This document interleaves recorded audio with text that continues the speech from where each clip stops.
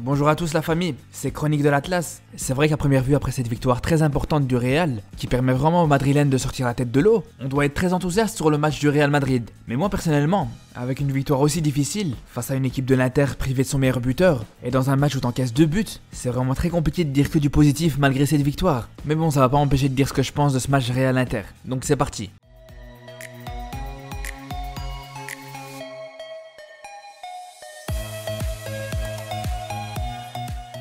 D'habitude, ce qui fait souvent la force du Real, c'est sa solidité. D'ailleurs, on va pas se mentir, c'est comme ça que l'équipe de Zidane a gagné son titre de champion d'Espagne la saison passée. On se rappelle qu'après la reprise post-confinement, les Madrilènes ont enchaîné 11 matchs sans défaite, et ça leur a permis de passer devant le Barça, et même de leur arracher le titre de champion. Et justement, sur leurs 10 derniers matchs de championnat, ils ont réussi l'exploit d'encaisser seulement 5 buts. Et pourtant, cette saison, la défense madrilène est loin d'être aussi solide. On l'a vu pour l'instant à chaque match de Champions League, ils encaissent minimum 2 buts. Après, c'est vrai qu'ils ont pas de chance avec les latéraux à droite. Entre les absences de Carvajal et Nacho, c'est le pauvre Vasquez qui doit dépanner sur ce côté droit. Et bien sûr, on peut pas lui en vouloir. Mais faut être réaliste, il a beaucoup de mal à s'imposer à ce poste. Même si c'est vrai qu'offensivement, il apporte vraiment une plus-value avec sa qualité de centre. Après, attention, parce que c'est pas la seule faiblesse défensive du côté du Real. Et là, je pense que c'est le moment de parler de Varane. Pour moi, il y a un moment où le Français il doit comprendre une chose. C'est qu'il doit arrêter de se contenter du rôle du simple défenseur qui s'occupe de sa propre zone. Parce que quand t'as un Ramos qui apporte toujours son apport offensif devant, ou qui va tout simplement essayer de récupérer des ballons plus haut, à un moment donné, Varane il doit s'y faire. Et il doit apprendre à compenser les petits trous que laisse Ramos quand il monte. Et c'est d'ailleurs ce qui a posé problème sur le deuxième but de l'Inter.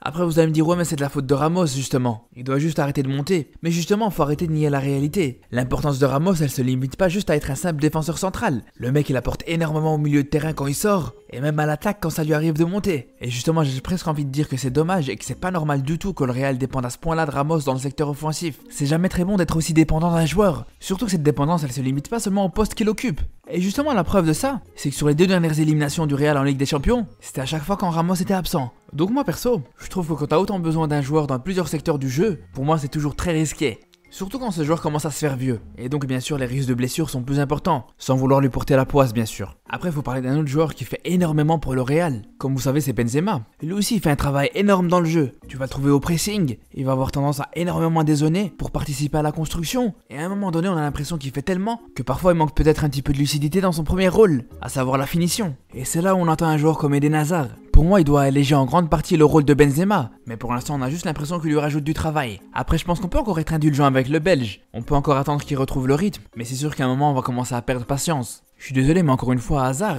il a fait une prestation qui était loin d'être suffisante. Alors ouais, ce week-end, il a marqué un très beau but contre Huesca, mais là, dans un match comme ça, si on compare Hazard avec les 3 autres ailiers qui ont joué ce match, je suis désolé, mais pour moi, le Belge est le moins bon des 4. Parce que t'as Asensio qui a proposé des choses intéressantes, il a même déclenché des frappes qui pouvaient être dangereuses. On a Vinicius qui, comme d'habitude, quand il est rentré, il a vraiment apporté de la vitesse sur son côté gauche, et Rodrigo de son côté a même marqué le but de la victoire. Et à côté de ça, Hazard, à part déserter son côté gauche pour toucher les ballons plus bas sur le terrain, il a pas fait grand chose. Pourtant, on va pas se mentir, il était face à Hakimi qui était loin d'être dans ses grands jours. Pourtant, le Belge, il a pas réussi un seul duel contre le latéral droit de l'Inter. Et pour le coup, justement, le match d'Hakimi, il faut en parler. Déjà, moi, en tant que Marocain, je suis obligé de dire un mot là-dessus.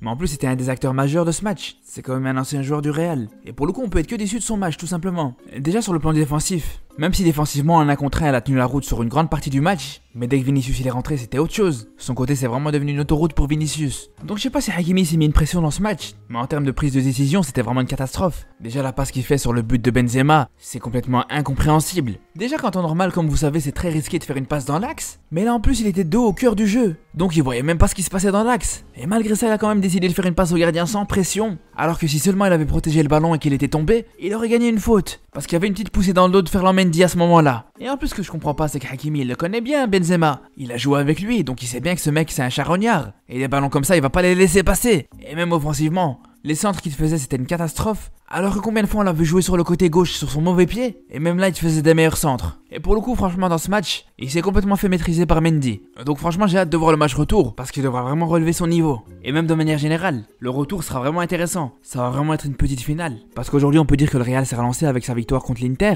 mais pour l'instant il n'y a encore rien qui est joué. Parce qu'une victoire des intéristes au retour peut refaire sombrer le Real, et vice versa. Donc je me ferai un plaisir de débriefer ce match au moment venu. Donc n'hésitez pas à vous abonner pour pas rater cette vidéo. Et surtout d'ici là, prenez soin de vous.